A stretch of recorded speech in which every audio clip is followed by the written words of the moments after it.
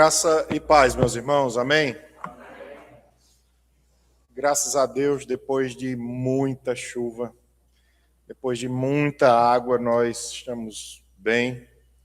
Só estanos, até onde eu sei, foi que teve a casa invadida pelas águas, mas dos males o menor. Então, que a gente esteja sempre em oração por toda a cidade, que tem muita gente sofrendo aqui no ginásio aqui do lado. Gerbazão, tem gente nesse colégio. Então, que a gente peça misericórdia a Deus para que o Senhor abençoe e essas chuvas pelo menos diminuam em nome de Jesus. Meus irmãos, vamos abrir nossas Bíblias de novo no livro do profeta Ageu, no Antigo Testamento. Quando o Antigo Testamento acaba, você volta 3 livros. Ageu é esse terceiro livro, de trás para frente. Nós vamos ler no capítulo 1, versículos 12 a 15, e em seguida no 2, 1 a 9. Então, Ageu 1, 12 a 15, inicialmente. Em seguida no 2, do 1 ao 9. Todos acharam? A palavra de Deus diz assim: Então Zorobabel, filho de Salatiel, e Josué, filho de Josadaque, o sumo sacerdote, e todo o resto do povo atentaram à voz do Senhor, seu Deus, e às palavras do profeta Ageu, as quais o Senhor, seu Deus, tinha mandado dizer, e o povo temeu diante do Senhor. Então Ageu, enviado do Senhor, falou ao povo segundo a mensagem do Senhor, dizendo: Eu sou convosco, diz o Senhor. O Senhor despertou o espírito de Zorobabel, filho de Salatiel, governador de Judá, e o espírito de Josué, filho de Josadaque, o sumo sacerdote, e o espírito do resto de todo o povo. Eles vieram e se puseram ao trabalho na casa do Senhor dos Exércitos, seu Deus, ao 24º dia do 6º mês. Agora nós continuamos no texto, capítulo 2, a partir do versículo 1. No 2º ano do rei Dario, no 7º mês, ao 21º do mês, veio a palavra do Senhor por intermédio do profeta Ageu, dizendo: Fala agora a Zorobabel, filho de Salatiel, governador de Judá, e a Josué, filho de Josadaque, o sumo sacerdote, e ao resto do povo, dizendo: Quem dentre vós que tenha sobrevivido contemplou esta casa na sua primeira glória? E como a vedes agora? Não é ela como nada aos vossos olhos? Ora, pois, sê forte, Zorobabel, diz o Senhor, e sê forte, Josué, filho de Josadaque, o sumo sacerdote, e tu, todo o povo da terra, sê forte, diz o Senhor, e trabalhai, porque eu sou convosco, diz o Senhor dos Exércitos, segundo a palavra da aliança que fiz convosco quando saístes do Egito. O meu espírito habita no meio de vós, não temais. Pois assim diz o Senhor dos Exércitos: ainda uma vez, dentro em pouco, farei abalar o céu, a terra, o mar e a terra seca. Farei abalar todas as nações, e as coisas preciosas de todas as nações virão, e encherei de glória esta casa, diz o Senhor dos Exércitos. Minha é a prata, meu é o ouro, diz o Senhor dos Exércitos. A glória desta última casa será maior do que a da primeira, diz o Senhor dos Exércitos. E neste lugar darei a paz, diz o Senhor dos Exércitos. Vamos orar mais uma vez. Amantíssimo Senhor, Deus das nossas vidas, Tu és o Deus que tem todo o poder em Tuas próprias mãos. Não há nada que seja difícil para o Senhor, não há nada que seja duro demais de ser feito, não há impossíveis em nenhuma das Tuas promessas. E nesta noite nós queremos entender a Tua palavra. Nós clamamos a Ti por entendimento, por discernimento, para que venhamos a compreender essa palavra e, compreendendo, venhamos a praticá-la. Faz isso conosco, não por mérito de nenhum de nós, mas por causa da tua graça, por causa do teu favor derramado sobre cada um dos que aqui estamos. Faz isso em nome de Jesus. Amém. Todas as vezes que o ano se encaminha para o final, todas as vezes que o ano do calendário ele está terminando e outro ano está começando, é muito comum que nós façamos muitas promessas, fruto de resoluções, fruto de desejos, fruto muitas vezes de planos que nós temos de querer uma vida diferente, de querer uma vida nova, de querer que naquele pedaço de tempo ali que o calendário está nominando de uma forma diferente, dando um nome diferente, nós desejamos que algo novo aconteça. Mas quantas vezes, depois de fazermos esses planos, quantas vezes, depois de anos seguidos, prometendo e desejando e dizendo a todos que queremos vida diferente ou algo diferente, muitas vezes nós nos vemos desistindo e parando no meio do caminho. Infelizmente, é mais comum do que nós desejamos. Infelizmente, acontece mais do que nós gostaríamos. A verdade é que não por falta de chamado, não por falta de promessa, não por causa de qualquer outro fator, mas por causa de um desânimo muito grande. Essa é uma comparação perfeita com as circunstâncias que estavam cercando o povo de Deus aqui nesses dias. O povo de Deus em Ageu estava exatamente dessa forma. Eles tinham voltado do exílio, como eu disse a vocês, do exílio babilônico, e tinham agora uma missão extremamente clara. Eles sabiam que era preciso reconstruir o templo. Eles sabiam que era preciso reconstruir a casa do Senhor, mas eles haviam abandonado essa obra, fingindo ou agindo como quem nada sabia disso. Deus então levanta Ageu justamente nesses dias para confrontar aquele povo.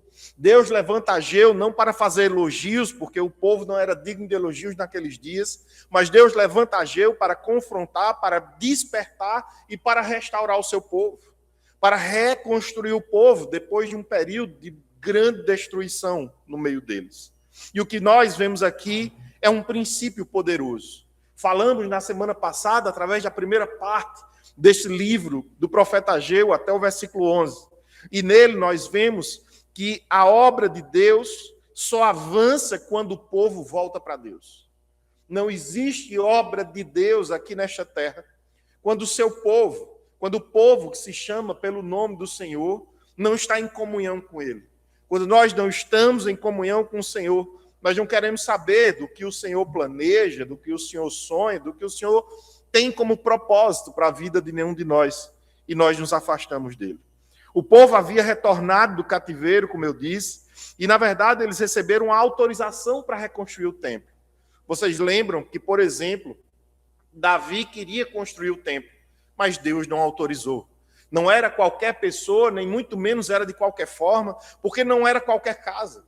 Era a casa do Senhor para ser refeita, mas o povo havia recebido da parte de Deus autorização. Eles haviam começado a obra, mas ao longo de 14 ou 15 anos, eles simplesmente desanimaram, cansaram e desistiram no meio do caminho. Durante esse tempo, a casa do Senhor ficou abandonada. Ninguém adorava a Deus, não existia perdão de pecados, porque não existia sacrifício de cordeiro. Enquanto o povo cuidava de suas próprias casas, enquanto cada um tinha a sua própria casa confortável, a sua vida aparentemente progredindo, o lugar de habitação do Senhor havia sido esquecido. Ageu é levantado nesses dias. Ageu é chamado pelo Senhor justamente para confrontar essa inversão de valores. Por causa do pecado que ainda habita em cada um de nós. Por causa da desobediência que é inerente, típica, própria de cada um de nós. Infelizmente, por mais que nós saibamos o que queremos e o que devemos fazer, por mais que estejamos em comunhão com Deus hoje, a comunhão que conseguimos hoje não é suficiente para o dia de amanhã. Nós iremos ter que novamente orar, novamente ler esta palavra, novamente buscar a Deus, novamente se afastar do pecado no dia de amanhã para mantermos essa comunhão. E na medida em que o povo para de buscar a Deus dessa forma, na medida em que o povo relaxa, a comunhão cessa. O Espírito de Deus se apaga na vida dos servos de Deus, dos filhos de Deus. E era isso exatamente o que estava acontecendo aqui nesse povo, com esse povo. O livro de Ageu é composto por 4 mensagens proféticas, organizadas de uma forma cronológica. Nesse texto aqui que nós lemos hoje, que nós estamos falando sobre ele hoje, nós vemos a resposta do povo de Deus à primeira mensagem. E a segunda mensagem de encorajamento do Senhor. Vocês lembram que na semana passada eu disse a vocês que quando Deus tem carão para nós, que quando Deus tem exortação para as nossas vidas, nós não podemos nos zangar com isso ou fecharmos os nossos ouvidos, pelo contrário. Se o Senhor tem algo para corrigir nos nossos corações, é tempo de nós abrirmos os nossos ouvidos, abrirmos os nossos corações, deixarmos que Ele entre nas nossas mentes e mude tudo aquilo que está errado. Aquilo a respeito do que eu estou falando já nesta noite é sobre a restauração da obra de Deus. A restauração da obra de Deus que precisava acontecer no meio do povo dele, ali em Israel, naqueles dias, nos dias de Ageu. Mas essa obra de restauração que o Senhor queria fazer naqueles dias, e efetivamente acabou fazendo, essa obra começa, na verdade, com obediência da parte do povo de Deus. A obra começa no Senhor, a iniciativa é dele, o desejo é dele, o propósito é dele, mas ela só tem início quando a obediência nos encontra prontos para fazer aquilo que o Senhor quer. E essa mesma obediência, ela é sustentada pela presença de Deus. E quando você junta o propósito de Deus com um povo obediente, sustentado por uma comunhão permanente na presença de Deus, o que vai acontecer em seguida é que o nome do Senhor será glorificado. As pessoas irão olhar para o nome do Senhor e amá-lo ainda mais. As pessoas irão olhar para o nome do Senhor e dizer que ele é mais digno de respeito do que diziam antes. As pessoas vão amar o Senhor mais do que amavam antes, porque isso é o que significa produzir glória para o nome do Senhor. É aumentar o brilho do nome do Senhor no meio do povo. Nesse texto aqui nós vemos Deus chamando o seu povo para sair da negligência. A negligência é um comportamento em que nós lavamos as mãos. Nós dizemos que não estamos preocupados com nada, e nesse caso aqui, a não ser com nossas próprias vidas. Com as vidas deles mesmos, eram aqueles que estavam preocupados. Suas casas eram lindas, suas casas eram confortáveis, não havia problema nas casas. Mas havia problema no templo e o povo não estava nem aí. Mas Deus chama esse povo para sair desse ato de negligência e voltar-se para ele em temor. O Senhor chama esse povo para sair da negligência e trabalhar com coragem e confiando não no braço forte desse mesmo povo, mas eles precisavam confiar que a glória do Senhor faria com que essa obra andasse e a presença do Senhor garantiria o cumprimento de todas as promessas. Era isso que precisava acontecer. E é o que nós vamos ver a partir de agora no versículo 12 do texto que nós lemos. Acompanhe aí na sua Bíblia. Quando o texto diz, nesse capítulo 1, no versículo 12. Então Zorobabel, filho de Salatiel e Josué, filho de Josadaque, o sumo sacerdote, e todo o resto do povo atenderam a voz do Senhor seu Deus e as palavras do profeta Ageu, as quais o Senhor seu Deus o tinha mandado dizer, e o povo temeu diante do Senhor. Lembram que no texto anterior, no texto de domingo da semana passada, domingo à noite, era justamente o Senhor reclamando deles. Era o Senhor dizendo da negligência deles, do pecado deles, e o que nós vemos aqui é que funcionou. A exortação do Senhor fez com que o povo se mexesse, fez com que o povo deixasse aquele comportamento, e as palavras do profeta Ageu foram ouvidas por eles. Deus, então, estava fazendo o seu povo se mover. E agora o povo estava temendo. E eu já expliquei a vocês, mas não custa repetir. Temer significa respeitar e se submeter. Se eu digo que temo a Deus, então eu respeito o Senhor. Eu presto atenção quando Ele está falando. E quando eu entendo o que o Senhor quer, eu me submeto à vontade do Senhor. Isso é temor a Deus. Se você não teme a Deus, se você não respeita e não submete, ou só respeita sem se submeter e acha que isso é temor, eu lhe digo que não é. A restauração, na verdade, começa no propósito de Deus, mas ela tem início na terra, no meio dos homens, com uma construção. não simplesmente com uma construção de tijolos, não simplesmente com uma construção de alvenaria ali diante dos olhos dos homens, mas essa construção, na verdade, começou através da submissão desse povo. Na medida em que o povo se submete ao Senhor, é que essa construção começa.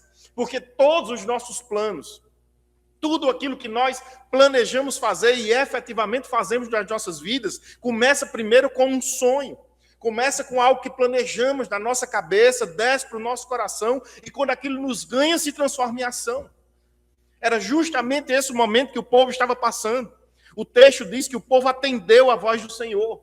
E quando o povo atende a voz do Senhor, a orientação do Senhor, isso revela uma mudança radical, uma mudança completa para quem estava parado, inerte, negligente, pouco se importando com a orientação do Senhor.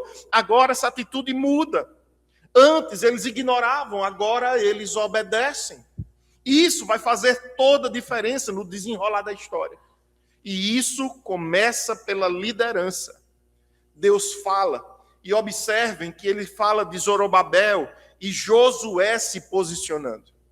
Era pela liderança que a obra de Deus avança. É pelos que são líderes, pelos que são chamados de líderes e nominados primeiro. Não que eles sozinhos conseguissem fazer nada. Porque líderes sozinhos não conseguem nada. Mas quando o povo ouve a voz de Deus e ouve a voz dos líderes, isso se mostra um princípio. Um avivamento começa quando líderes se quebrantam. Meu irmão, minha irmã. Avivamento não é sinônimo de gritaria. Avivamento bíblico não é sinônimo de desvio da palavra. Avivamento bíblico não é sinônimo de possessão por qualquer espírito que seja, muito menos o Espírito de Deus, a não ser que você chame de possessão. Uma volta e uma busca incessante por obedecer a esta palavra. Gritos eufóricos não são avivamento. Isso aí é escândalo, isso aí é histeria, isso aí é qualquer outra coisa, menos um avivamento. Avivamento, o último grande avivamento que nós conhecemos, e a história registra sobre ele, é justamente a reforma protestante. Quando um povo em pecado volta-se para a palavra, quando um povo em pecado volta para querer obedecer ao Senhor e volta a querer ouvir ao Senhor, isso sim é um avivamento. Se nós gritamos glória a Deus e gritamos aleluia, não é isso, que simplesmente isso, que mostra que um povo está avivado. Mas, na verdade, aqui há esse princípio de avivamento, porque os líderes se voltaram para o Senhor. E quando pessoas se voltam para o Senhor, vai haver vida. Vai retornar a vida para aquele lugar onde agora só reinava a morte, a negligência e a indiferença. Não foi apenas ouvir. Não foi apenas ouvir o que eles fizeram, mas eles temeram ao Senhor. Eles se submeteram e disseram de fato, nossas casas são confortáveis, nós poderemos até ficar lá o tempo inteiro, mas a casa do Senhor está derribada, ela foi abaixo, e é preciso que nós mudemos essa situação. Temor aqui, como eu disse, não é medo, é reconhecimento da santidade de Deus e da perfeição da orientação do Senhor, e por isso se obedece. Não por religião, não por medo simplesmente. O povo percebeu, e eles não estavam lidando com um projeto humano, mas era Deus quem estava apresentando a eles a vontade. Era o próprio Deus quem estava fazendo isso. Quando o texto fala sobre ouvir, quando o texto diz aqui nesse versículo que eles ouviram, e esse sentido aqui carrega, na verdade, um ato de obediência, não é recepção passiva, mas é uma resposta ativa diante daquilo que se ouve. Temer aqui envolve essa reverência que conduz à ação. Necessariamente, o temor ao Senhor vai conduzir uma pessoa a agir de uma forma diferente. É o tipo de temor que realinha prioridades, que reorganiza a mente do homem, que faz com que aquilo que estava lá no final da lista vá para o primeiro lugar, porque é Deus quem está dizendo, reorganize seus valores. Porque é justamente de acordo com aquilo que nós consideramos valoroso. É de acordo com aquilo que nós consideramos importante que nós agimos. Se achamos que é importante trabalhar, porque contas vão chegar no final do mês, nós sabemos tomar banho e sair para trabalhar. Isso é importante, mas quando algo não é importante, a gente não age. Quando algo não é importante, eu não me movo. E certamente isso explica porque em determinadas coisas no reino de Deus, tão poucas pessoas aparecem e se apresentam. Diante do Senhor, no texto, mostra consciência da presença divina. Eles tinham consciência que não estavam simplesmente diante do profeta. Não era simplesmente um homem falando da parte de Deus, mas era Deus que estava ali através do seu espírito na vida do profeta. E eles entenderam que estavam vivendo na presença de Deus, corandel, que a vida se desenrolava na presença do Senhor, e por estarem na presença do Senhor, eles não podiam fingir que temiam. Eles não podiam fingir que eram obedientes, mas eles precisavam efetivamente obedecer. Provérbios 1,7 diz que o temor do Senhor é o princípio do saber, é o início da sabedoria. É muito perigoso, meu irmão, minha irmã, ouvir sermões seguidos, ouvir Bíblia por anos, sem que esse texto sagrado mude nada na vida da gente. Se a gente ouve a Bíblia, se a gente ouve a palavra, a gente precisa estar ouvindo para em seguida obedecê-la, colocar em prática, mudar de vida. Nunca trate Deus, meu irmão, com superficialidade. Nunca trate Deus como se ele só quisesse o externo, como se ele fosse um Deus que se satisfaz e que aplaude simplesmente aparências. Não, o carão cessa, a exortação para, a reclamação do Senhor só para quando o povo começa a agir de forma diferente. Mesmo o Senhor sendo capaz de sondar corações e vendo que no coração do povo uma obra já havia começado, Deus só trata de elogiar aquele povo na medida em que eles agem de forma diferente. Líderes omissos, líderes que não dão exemplo para o povo, na verdade, são aquilo que mais atrapalha o reino de Deus. É preciso que a liderança se submeta primeiro. Aqueles que são líderes primeiro sirvam, primeiro deem o exemplo, e em seguida esperem que qualquer pessoa mais queira fazer isso. No versículo 13, o texto diz: então Ageu, o enviado do Senhor, falou ao povo, segundo a mensagem do Senhor, dizendo: eu sou convosco, diz o Senhor. O que era que esse povo precisava para fazer essa obra? Será que eram tijolos? Será que era o que nós chamamos aqui de cimento? Será que era simplesmente materiais de construção que eram capazes de mover o coração do povo? Não. Quando o povo diz, eu sou convosco, quando o Senhor diz através do profeta, eu sou com vocês, o Senhor está dizendo, nada mais será necessário do que a minha presença na vida de vocês, a minha companhia na vida de vocês, a comunhão de vocês comigo é suficiente para tudo que eu quero que aconteça venha de fato a acontecer. O Senhor havia dito através do profeta que o povo não precisava simplesmente de recursos. O povo precisava da presença de Deus, era isso que faltava. Em nenhum momento o texto diz que faltaram materiais naqueles dias. Não faltaram materiais, não faltava nada que era preciso, a não ser um povo que tinha um coração troncho, um coração errado diante de Deus. E eles, ali no meio daquelas circunstâncias, acabaram sendo influenciados pelo fracasso anterior. É difícil, é bem difícil quando você se acostuma a desistir de tudo na vida. Quando você se acostuma a desistir das coisas, você acaba sendo alguém que tem que reiniciar milhares de vezes. E isso dá trabalho. E isso muitas vezes faz a gente se sentir desestimulado e desmoralizado. Porque quando a gente reinicia, é possível ouvir uma crítica de alguém dizendo, vai desistir quando de novo? Vai desistir quando de novo? E o fracasso anterior não havia sido falta de força nos braços, mas foi a ausência de comunhão com Deus. Eles haviam desistido por isso, mas agora Deus declara, eu estou com vocês, eu sou com vocês, eu vou lutar junto com vocês, eu vou abençoar vocês, e isso mudou tudo. Todo o cenário foi modificado. A obra pode ser pequena diante dos nossos olhos. Pode ser que tenhamos pouco para fazer. Ou mesmo que, mesmo sendo pouco, nós nos sintamos desafiados a algo maior do que achamos que podemos realizar. Mas se Deus está presente, se Deus é conosco, E isso é suficientemente poderoso para transformar toda e qualquer situação. Esse eu sou convosco, então, é uma linguagem pactual. O Senhor está lembrando para eles, olha, vocês falharam e por isso foram para o cativeiro babilônico. Vocês falharam quando voltaram, desistindo de reconstruir a minha casa. E mesmo assim, eu estou sendo com vocês mais uma vez. Deus estava mostrando longanimidade, paciência, misericórdia para esse povo. E esperando que o povo mudasse de atitude, e foi exatamente isso que aconteceu.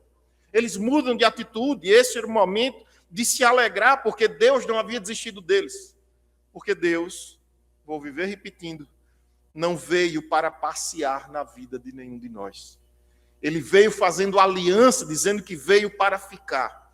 E é justamente isso, uma presença que não é simbólica, mas é uma presença real e sustentadora nas nossas vidas. Lembra do que Jesus disse? Em Mateus 28, 20, eis que estou convosco todos os dias até a consumação dos séculos.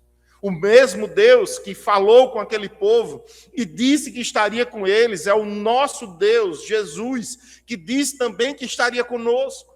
Diz que nós poderíamos contar com Ele. Diz que bastava que nós buscássemos a presença dEle, buscássemos a comunhão com Ele e nós o teríamos também a nosso favor.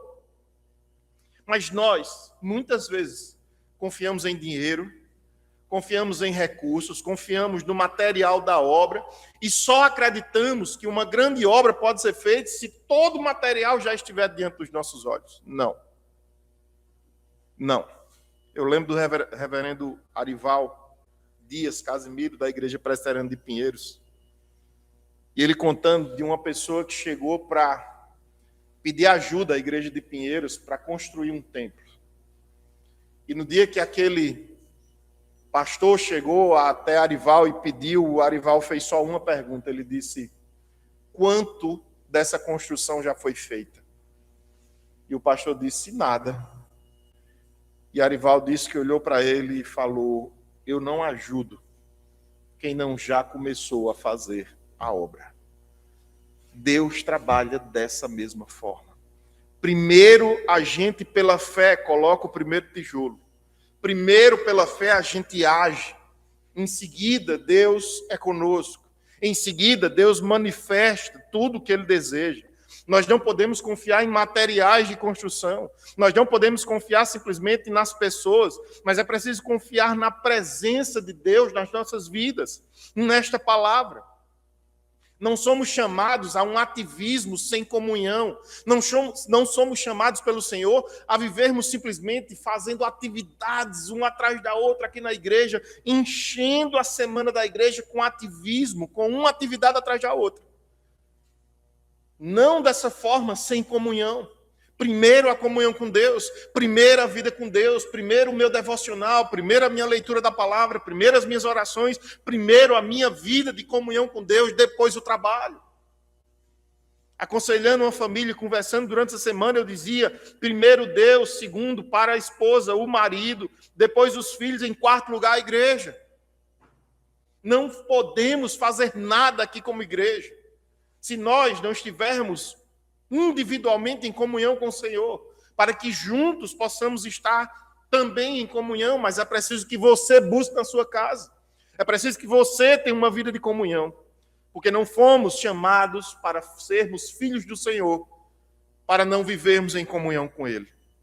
Não desanime, meu irmão, não desanime no meio da obra. Não desanime no meio do que Deus está fazendo na sua vida. Não desanime porque ainda não está perfeito, porque ainda não está bonito, porque ainda não está pronto. Porque Deus é o Deus de começo, de meio e de fim. E se Ele começou a boa obra, Ele haverá de completá-la. Lembre-se somente de uma coisa quando o desânimo vier. Deus é conosco. Da mesma forma que o Senhor foi com o povo dele ali nos dias do profeta Ageu. O Senhor é conosco ainda hoje na vida de cada um de nós. A terceira coisa que eu quero ressaltar, a partir dos versículos 14 e 15, é que a restauração acontece quando Deus desperta o coração do homem. É quando Deus age nos nossos corações que essa restauração comece. O Senhor despertou o espírito, versículo 14 diz, o Senhor despertou o espírito de Zorobabel, filho de Salatiel, governador de Judá, e o espírito de Josué, filho de Josadaque, o sumo sacerdote, e o espírito do resto de todo o povo. E eles vieram e se puseram ao trabalho na casa do Senhor dos Exércitos, seu Deus. Primeiro o Senhor desperta o espírito. Primeiro o Senhor toca na alma. Primeiro o Senhor muda a situação. E só depois é que há transformação. Não houve aqui motivação humana. Não foi simplesmente um coach que chegou aqui dando ideias para eles mirabolantes de como se sentir empolgado, de como se sentir exteriormente feliz ou disposto a fazer alguma coisa. Mas foi uma intervenção divina. Porque se a obra é do Senhor, essa obra caminha de intervenção em intervenção do próprio Senhor. A obra é dele. Ele simplesmente nos deu o privilégio de sermos servos dessa obra, de o ajudarmos no meio dessa obra, mas ele precisa de nós, ele depende de nós? Não. Ele não depende nem precisa, mas ele intervém no nosso coração e coloca ânimo, desejo no nosso coração de sermos participantes desse reino.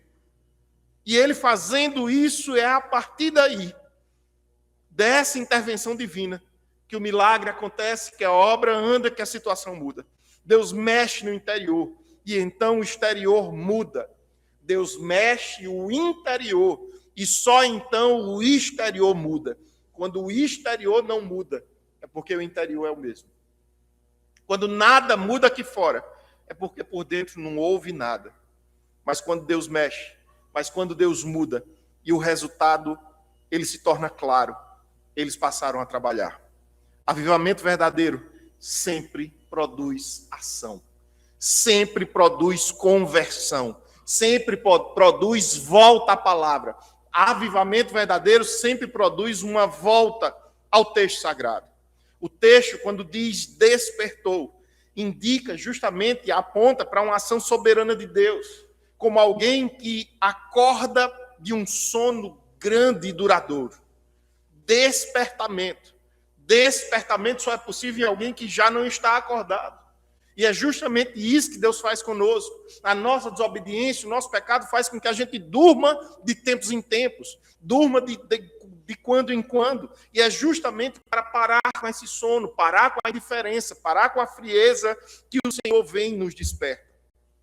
Deus é quem efetua em nós tanto o querer como o realizar.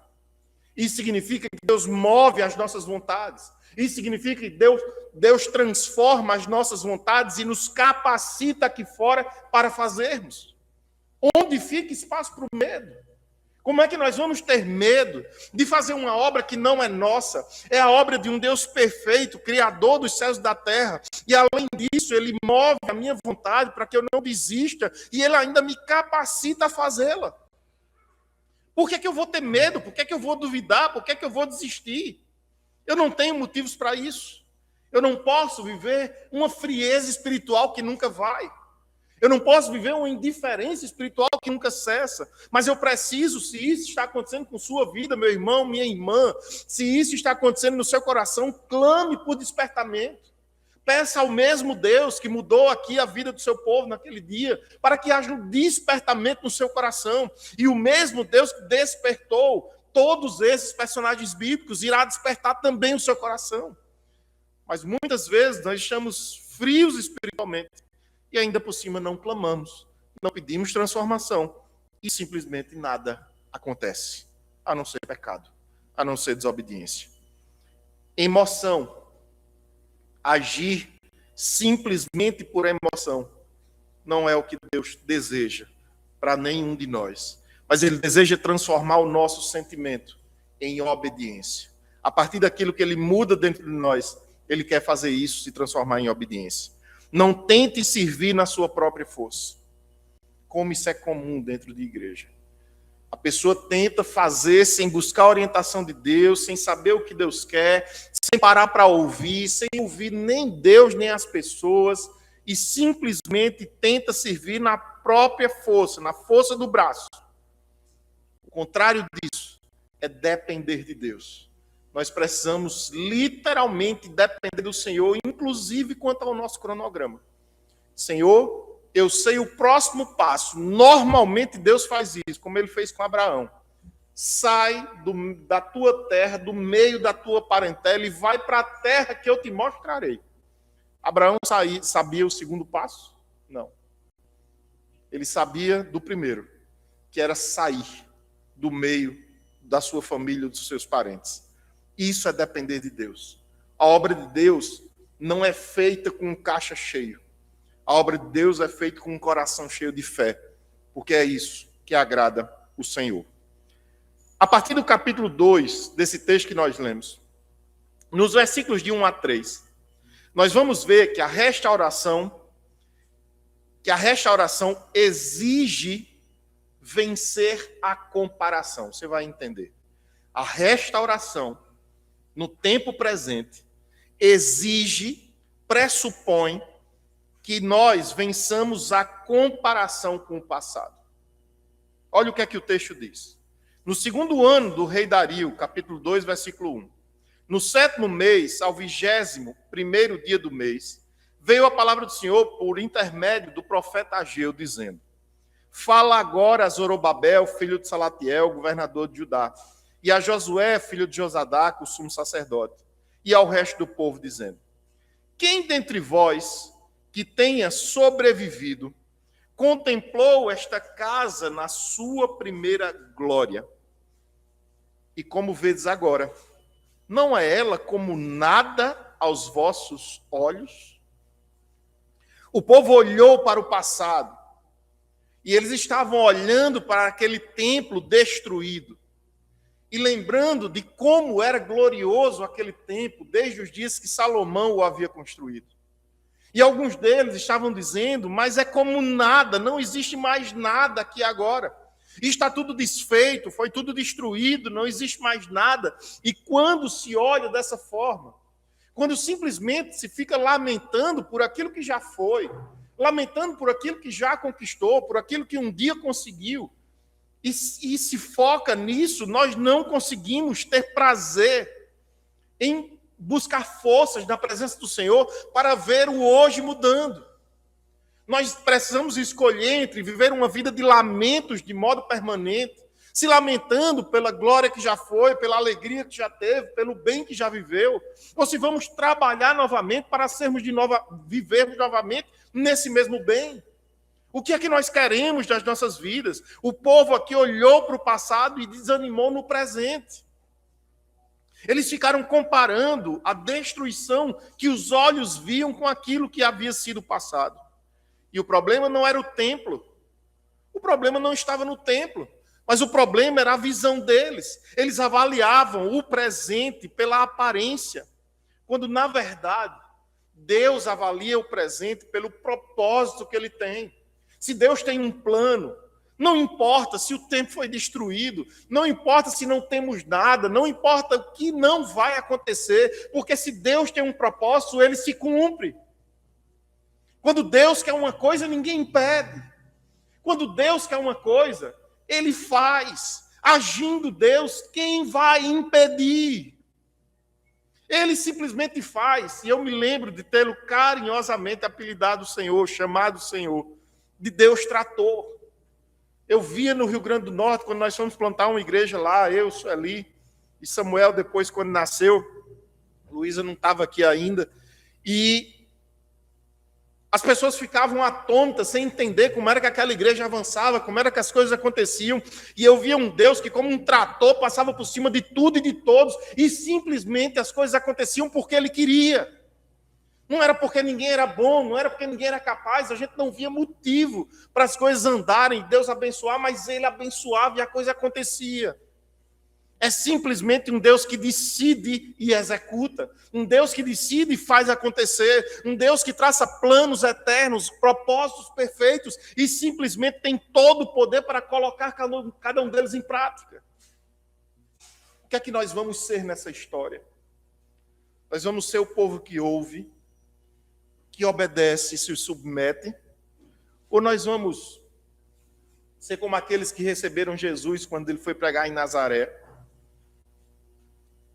E a Bíblia diz, o Evangelho de Mateus diz, que muitos milagres deixou o Senhor de fazer ali por causa da incredulidade do povo.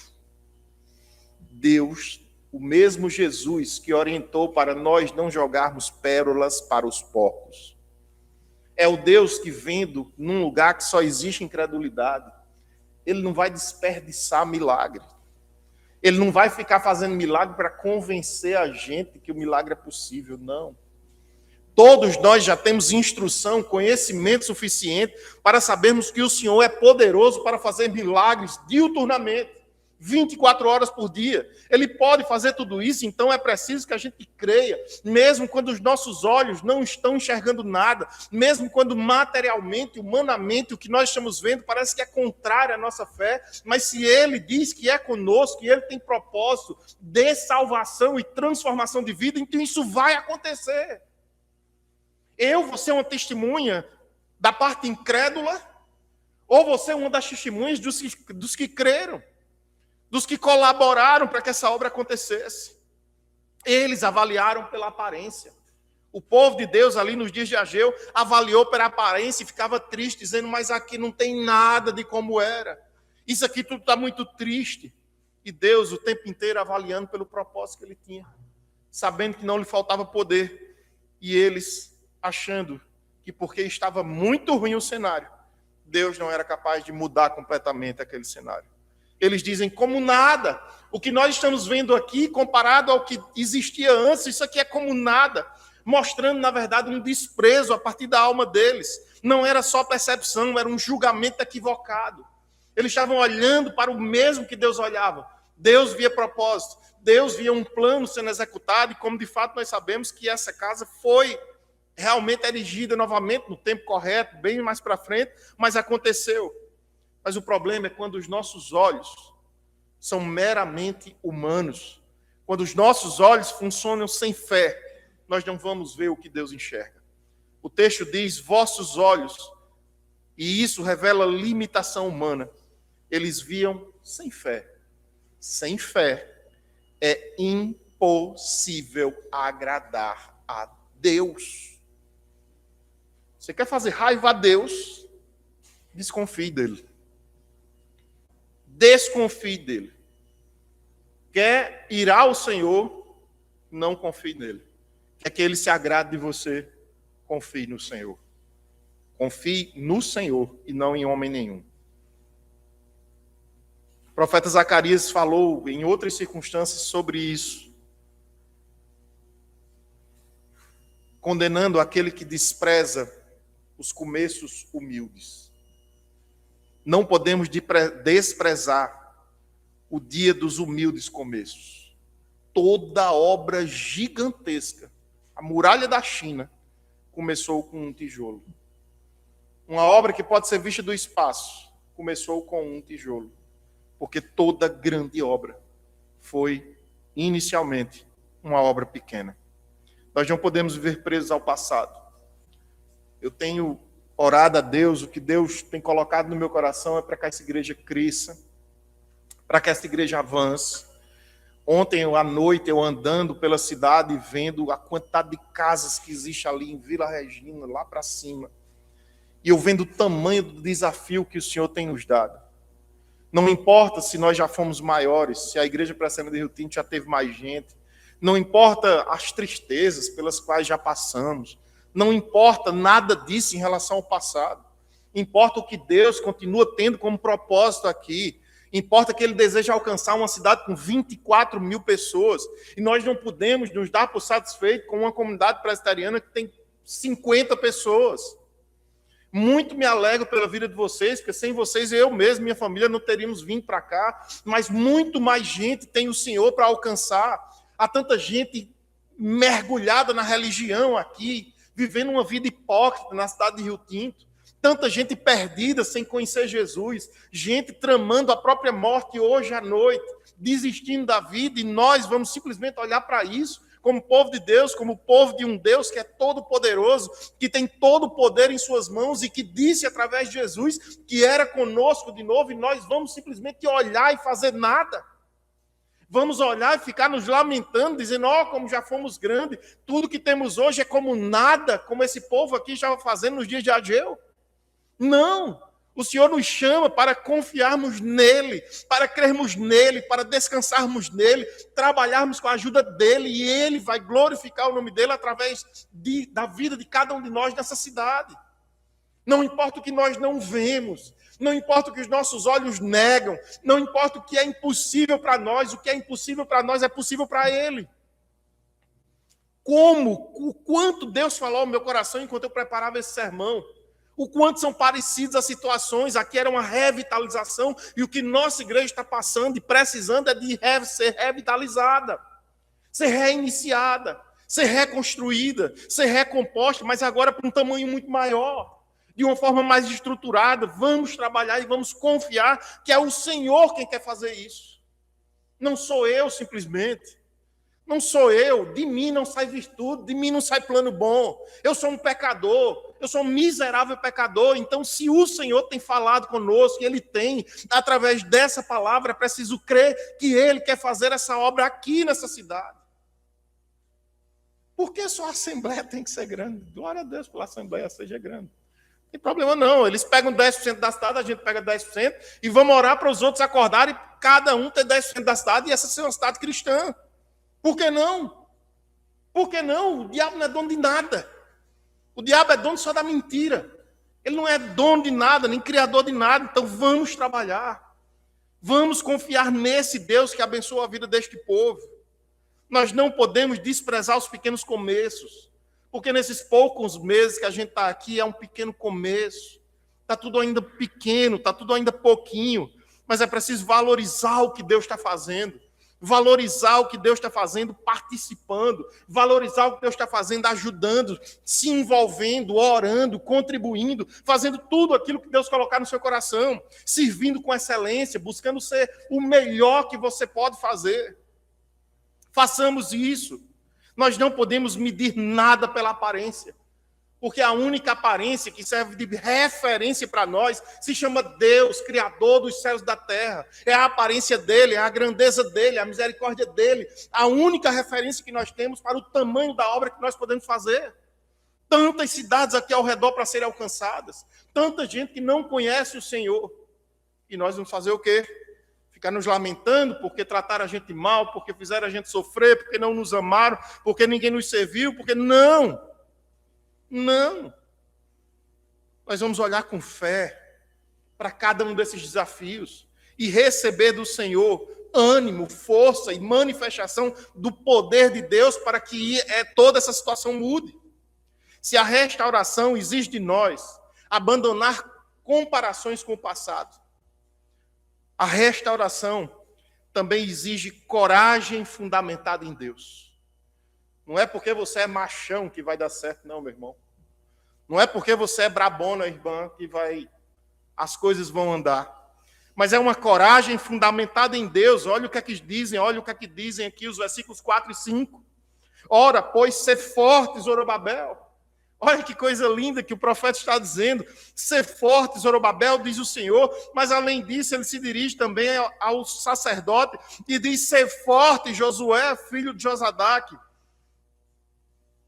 E tu, todo o povo da terra, ser forte, diz o Senhor, e trabalhai. Porque eu sou convosco. O Senhor é o fundamento do trabalho. É por causa dele presente, nos animando. É por ele ter todo o poder e não porque nós somos qualquer coisa. Mas é simplesmente ser forte, porque o Senhor exige essa coragem fundamentada nele. Quando ele exige de nós essa coragem, ele está dizendo, vai dar certo. Ele está dizendo, tudo que vocês precisam será providenciado. Tudo que vocês precisam, Ageu, será providenciado. Então diga ao povo que eles sejam fortes, que eles tenham coragem, mas não por qualquer motivo. Mas porque eu sou com eles, diz o Senhor dos Exércitos. No versículo 5.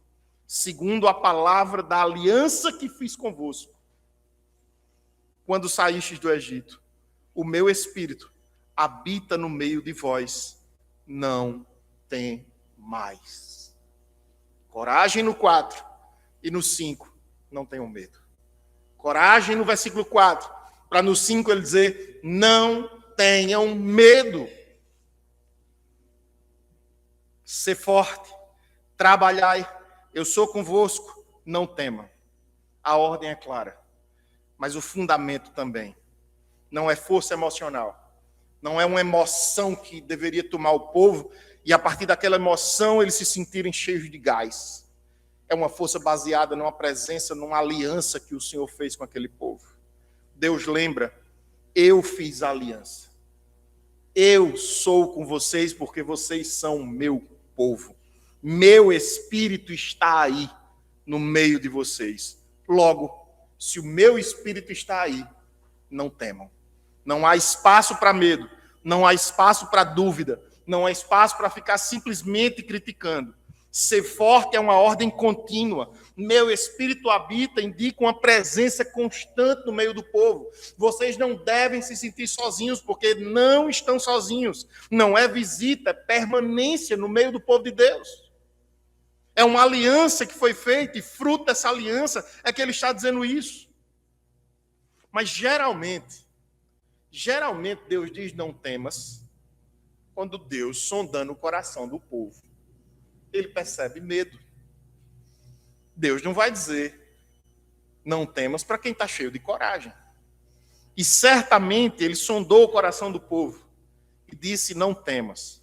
Lembrando a gente aquilo que aconteceu com Josué, convenhamos que aquilo que o Senhor escolheu Josué para fazer era muito grande, substituir Moisés. Não era brincadeira substituir Moisés. E é por isso que no texto, em Josué, no capítulo 1, o Senhor diz 3, 4, 5 vezes para Josué, Josué, não temas, porque eu sou contigo. Não deixe meu irmão, minha irmã, ser dominado pelo medo. Lembrar da presença de Deus e da aliança do Senhor conosco é o que pode nos dar ânimo, vai nos dar ânimo para seguir em frente. O medo, ele é necessário em alguns momentos da nossa vida para não deixar que a gente seja também irresponsável, para que não sejamos irresponsáveis. Mas o problema é que quando o medo é grande demais, ele paralisa a pessoa. É preciso agir com fé e não ser dominado pelo medo. Não podemos esquecer as promessas do Senhor. O mesmo Deus que estava com o povo nos dias do profeta Ageu é o Deus que está conosco hoje. Porque a vida de um filho de Deus é vivida em aliança com o Senhor e em razão dessa aliança. Nos versículos finais do texto, do 6 ao 9, nós vemos que a restauração culmina na glória futura do Senhor. No versículo 6 está dito, pois assim diz o Senhor dos Exércitos, ainda uma vez, dentro em pouco, farei abalar o céu, a terra, o mar e a terra seca. Versículo 7. Farei abalar todas as nações e as coisas preciosas de todas as nações virão e encherei de glória esta casa, diz o Senhor dos Exércitos. Aí talvez você diga, mas pastor, mas a gente não tem dinheiro. Não, tem não. Mas quem tem? Olha o versículo 8. Minha é a prata, meu é o ouro, diz o Senhor dos Exércitos. Glória a Deus. Aí no 9. A glória desta última casa será maior do que a primeira, diz o Senhor dos Exércitos. E neste lugar darei a paz, diz o Senhor dos Exércitos. Eles estavam diante de um templo destruído, mas Deus diz assim, vocês acham que é só isso? Vocês acham que toda a minha glória, de fato, cabe num templo? Vocês não estão vendo, poderia ter dito Deus, o que eu vejo. Eu estou vendo a glória futura. Porque essa casa futura, a glória da última casa, é na verdade uma referência ao que nós iremos viver na presença dele eternamente. Tudo que o Senhor faz através das nossas vidas, no reino dele, na obra dele, é uma forma de apontar para essa obra gloriosa que está sendo feita pelo Senhor. Então, Deus, Quando vê o povo querendo temer, se desanimando, Deus amplia a visão e diz para eles: olha, a obra não é só local, ela na verdade vai acontecer aí entre vocês, mas ela é cósmica, o cosmos inteiro vai ser transformado quando eu manifestar minha glória de verdade. Ele estava dizendo que iria abalar as nações e queria encher a casa dele de glória. Essa glória aponta para Cristo, a revelação plena de Deus. O verdadeiro cumprimento é Cristo. E ele estava dizendo: olha, tudo isso é preparação, mas se preparem. Eu quero ter um povo, não simplesmente ter um povo, mas um povo que se preparou para viver essa glória eterna. Essa glória termina com paz. Paz que só Cristo traz para os nossos corações. A gente vê pouco, a gente vê pequeno, mas Deus vê grande. Deus é todo-poderoso. Abalar no texto indica uma intervenção soberana. Glória no texto aponta para a presença divina. Paz significa reconciliação plena com o Senhor, porque foi Jesus quem restaurou, quem fez a paz entre nós e o Senhor. E se nós vimos essa paz sendo feita pelo sangue do Cordeiro, então agora não precisamos mais temer, sempre ter medo, na verdade, do Senhor, mas precisamos confiar nesse Senhor, pedir a Ele que amplie a nossa visão, que aumente a nossa visão e nos faça enxergar o plano inteiro do Senhor. O plano é gigante, a nossa visão é que é pequena. Às vezes é a nossa ansiedade, o medo do futuro, o medo do que vai acontecer, que não nos deixa ver isso, mas é preciso que esse coração ansioso descanse na soberania de Deus, não para buscarmos glória humana, mas para buscarmos viver para a glória de Deus. Foi para isso que nós fomos salvos, foi para isso que nós fomos tirados das trevas para a gloriosa luz do Senhor, para vermos essa glória brilhando e aumentando. Deus é quem inicia, sustenta e completa essa obra. Ele quem dá início, é Ele quem faz tudo. A restauração não depende do homem, mas da graça soberana. A dúvida, meu irmão, não é se Deus vai fazer, a dúvida é se você vai ser parte disso ou não. A dúvida é se suas mãos estão à disposição do Senhor ou não. A dúvida é se você faz parte disso ou você vai só assistir. E talvez até para reclamar, como eu dizia aqui hoje na EBD de manhã. Tem gente que às vezes não faz nada para a igreja crescer e fica esperando ela crescer para poder dizer que foi um erro que ela crescesse. Lembra do filho pródigo dentro de casa? Que reclama porque o filho rebelde voltou? Tem gente que vive disso, mas espera em Deus que esse não seja o caso da gente. Porque como Calvino ensina nas institutas da religião cristã, o coração humano precisa ser inclinado para Deus e só assim essa pessoa vai obedecer. É como uma obra abandonada, meu irmão, que só volta a funcionar quando o dono retorna ao canteiro de obras. O Senhor voltou para a comunhão com o povo, porque o povo ouviu a voz dele.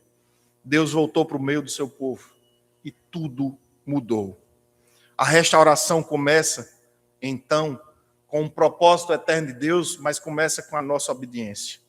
Ela é sustentada pela presença de Deus, é impulsionada pelo despertamento, exige vencer comparações do passado e ficar se lamuriando, dizendo que o passado foi lindo, mas é preciso olhar para frente. Exige coragem da gente e culmina na glória do nome do Senhor. E é por isso que a gente precisa fazer. É por isso que a gente precisa trabalhar. As pessoas irão dizer: não foram eles. Não é possível que uma igreja tão pequena, não é possível que tanta gente ali que nem tinha recurso nem nada conseguisse fazer uma obra tão grande. Porque de fato não somos nós. É Ele quem faz e é Ele, para Ele toda a glória. Tudo isso aponta para Cristo. Cristo é o verdadeiro templo. Ele é a presença do Deus conosco. Ele é aquele que desperta corações. Cristo é a glória maior do Pai. Cristo é a nossa paz. A obra de Deus não termina em Ageu. A obra de Deus não parou aqui, mas se cumpre de forma perfeita na pessoa de Jesus. E hoje, Deus continua chamando cada um de nós continua chamando, despertando, tocando no coração, dizendo para a gente não temer, nos animando o tempo inteiro, não apenas para construir algo, mas para ver Cristo voltar e ser essa a maior alegria de cada um de nós. No fim, meus irmãos, a maior restauração não é de um templo, a maior restauração é de um coração que não se rendia a Ele e agora o Senhor quer ver rendido. Pai amado, Deus querido, Senhor das nossas vidas, nos deixa participar disso, Senhor.